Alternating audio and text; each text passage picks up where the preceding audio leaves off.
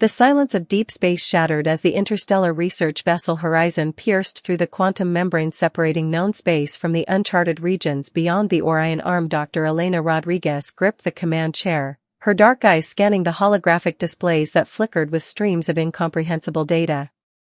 Quantum fluctuations increasing, called out Marcus Chen, the ship's quantum navigation specialist. His fingers danced across multiple interface panels, weaving a complex pattern of computational responses. We're approaching an anomalous region that doesn't match any known spatial configurations. The Horizon represented humanity's most ambitious deep space exploration mission. A crew of 37 scientists, engineers, and explorers from diverse backgrounds had been selected for this potentially one-way journey. Their mission, to push the boundaries of human knowledge beyond anything previously imagined. Elena understood the weight of their expedition. Humanity had spent decades preparing for this moment, developing quantum navigation technologies, adaptive survival systems, and communication protocols designed to interface with potentially unknown intelligence. Unlike previous space exploration efforts that relied on rigid technological approaches, this mission embraced uncertainty as its primary strategy. A sudden burst of energy cascaded across the ship's quantum shields. Marcus's console erupted in a symphony of warning signals. Multiple dimensional intersections detected. Something's responding to our quantum signature. Before anyone could react, a massive energy construct materialized around the horizon. It wasn't a traditional spacecraft or weapon, it was something more akin to a living mathematical equation, a structure that seemed to breathe and pulse with an intelligence beyond conventional understanding. Communication protocols engaging, announced Dr. Aisha Okoye, the mission's xenolinguistics specialist. Her neural interface began translating the complex energy patterns into something resembling language. It's not just a signal. It's a challenge. The alien construct, if it could be called that, was testing them. Not with weapons or traditional communication, but through a series of increasingly complex quantum puzzles. Each computational challenge was designed to probe the limits of their technological and cognitive capabilities. What the construct didn't understand was the fundamental nature of human adaptability. Marcus began to laugh, a sound of pure scientific excitement. They're trying to evaluate our computational capacity by presenting increasingly complex quantum entanglement scenarios. But they're thinking like a machine. We're thinking like humans. Elena watched as Marcus and Aisha began collaborating, not through standard communication, but through an intuitive dance of interdisciplinary problem-solving. Where a traditional scientific approach would require months of analysis, they were generating solutions in minutes. The alien construct's energy patterns began to shift, showing what could only be interpreted as confusion. Humans weren't responding with predictable, linear computational responses. They were solving problems through creative leaps, intuitive connections, and a willingness to challenge fundamental assumptions. We're not just solving their puzzles, Elena realized, we're rewriting the rules of how intelligence can be understood. As the first part of their extraordinary encounter unfolded, the crew of the Horizon was about to demonstrate something profound, that human potential wasn't just about technological advancement, but about the capacity to transform challenges into opportunities through creativity, collaboration, and an unyielding spirit of exploration. The universe was about to learn that humanity was unlike anything it had ever encountered before.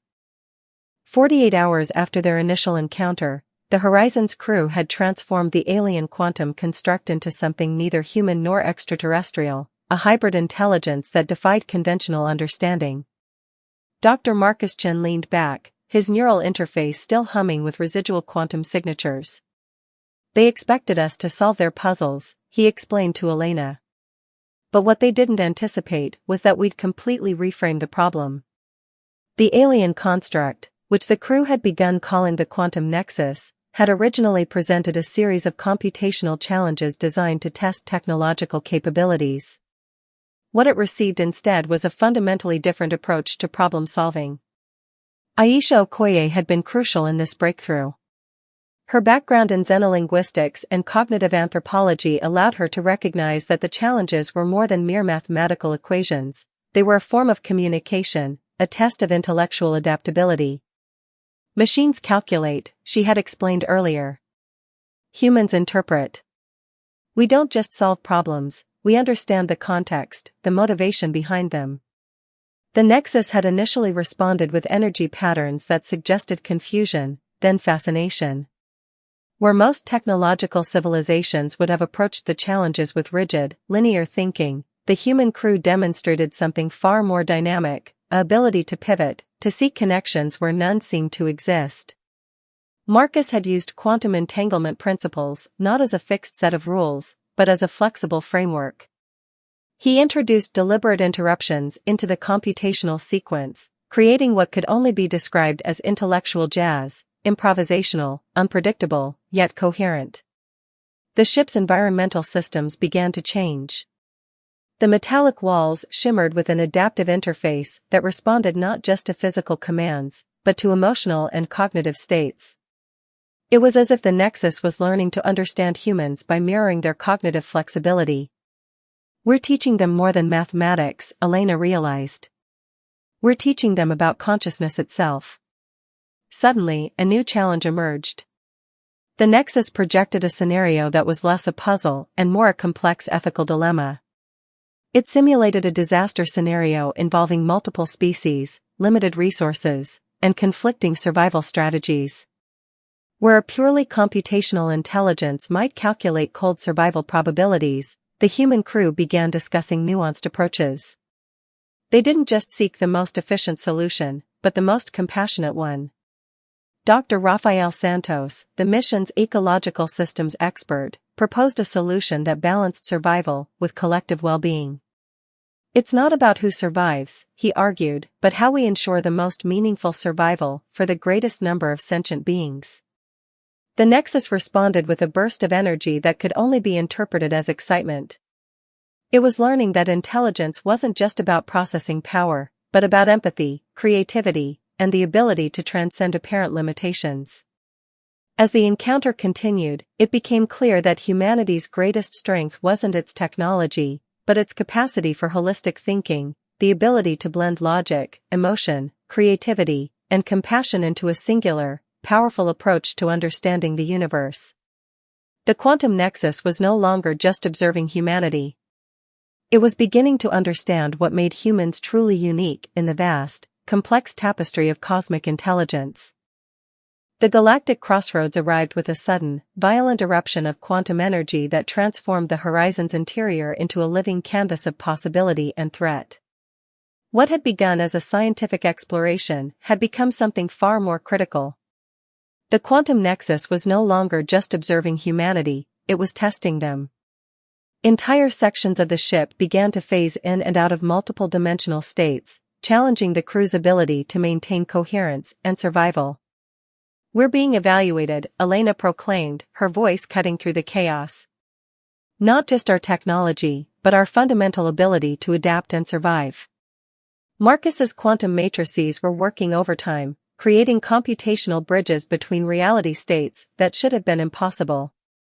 Each time the ship threatened to fracture, human intuition found a way to stabilize their existence. Aisha discovered something profound during these dimensional shifts. The Nexus wasn't just a technological construct, it was a collective intelligence that had been searching the universe for a species capable of transcending linear thought. Humanity, it seemed, was that species. The challenges became increasingly complex. Entire planetary ecosystems were simulated and dissolved within moments. Survival scenarios that would have destroyed less adaptable species became puzzles for the human crew to solve. Rafael Santos noticed something extraordinary. Their responses weren't just solving the immediate challenges, they were revealing deeper patterns of human resilience. Where other species might have collapsed under the mental and physical strain, the Horizon's crew found creativity in chaos. "We're not just surviving," Rafael explained to Elena. "We're demonstrating that survival is more than physical endurance.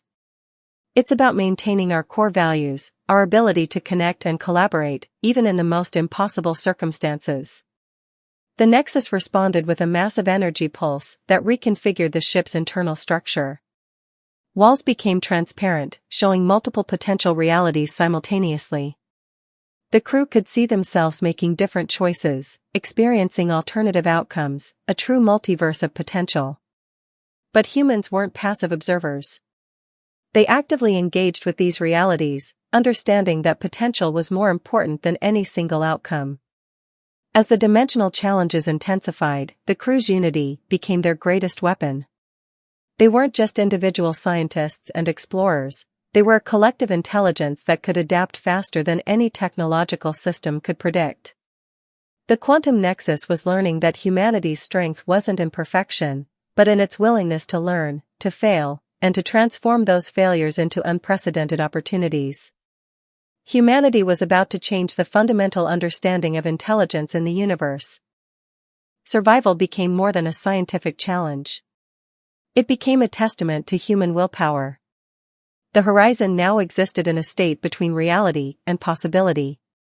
Quantum threats materialized faster than traditional defensive systems could comprehend. Where any other species might have surrendered, the human crew transformed each threat into an opportunity for innovation. Elena Rodriguez understood the true nature of their predicament. This wasn't just a test of survival, it was an examination of human potential at the most fundamental level. Marcus Chen's quantum computational systems had evolved beyond their original design. He was no longer just manipulating data, he was negotiating with the fabric of reality itself. Each computational pathway became a living, breathing strategy that adapted instantaneously. "We're not defending," Marcus announced, his eyes reflecting multiple dimensional streams. "We're rewriting the rules of engagement." The quantum nexus intensified its challenges. Entire sections of the ship experienced simultaneous destruction and reconstruction. Spatial laws became suggestions rather than absolutes. Normal physics collapsed, replaced by a more fluid understanding of existence. Dr. Aisha Okoye recognized the deeper meaning. This wasn't an attack, it was a comprehensive evaluation of human consciousness. The Nexus was searching for something beyond technological capability, the human spirit of perseverance. Rafael Santos led the biological response team. They discovered that human physiological systems could adapt in ways that defied conventional understanding. Neural pathways reconfigured themselves, metabolic processes transformed to meet impossible challenges. "We're not just surviving," Rafael explained. "We're evolving in real time." The crew's diversity became their greatest strength. Each member brought a unique perspective, a different approach to solving the impossible. Where a traditional military or scientific team might have fractured, this crew found unity in their differences. As reality continued to destabilize, humanity's true nature emerged. They weren't just responding to the quantum nexus, they were engaging in a cosmic dialogue about the nature of intelligence, survival, and potential. The universe was about to learn that humanity was something entirely unexpected. The quantum nexus revelation emerged not as a moment of technological triumph, but as a profound understanding of consciousness itself. Elena Rodriguez stood at the threshold of humanity's greatest discovery. The ship's reality had become a living membrane of potential, where thought and existence intertwined more closely than anyone had ever imagined. Marcus Chen's quantum systems had transformed. No longer were they mere computational tools, they had become a bridge between human consciousness and the fundamental fabric of the universe. Each calculation was now a negotiation, each algorithm a dialogue with reality. "We're not just observing," Marcus proclaimed, "we're participating in the creation of possibility." The Nexus had been testing humanity, but the true revelation was mutual. Humanity wasn't just a species to be evaluated, it was a unique form of cosmic intelligence that could reshape the very understanding of existence. Aisha Okoye decoded the deeper language of the encounter. The quantum nexus was a collective intelligence that had been searching the universe for a species capable of transcending linear thought, of understanding existence as a dynamic, collaborative process. Humanity had passed the test. Rafael Santos observed the biological implications. Human consciousness wasn't just adapting, it was evolving in real time, creating new neural pathways that blended intuition, logic, and something entirely unprecedented. The ship began to resonate with a new form of energy. It wasn't technological. It wasn't biological. It was something that bridged the gap between consciousness and physical reality. Suddenly, the horizon was more than a spacecraft. It became a living testament to human potential, a beacon of possibility that would forever change the universe's understanding of intelligence.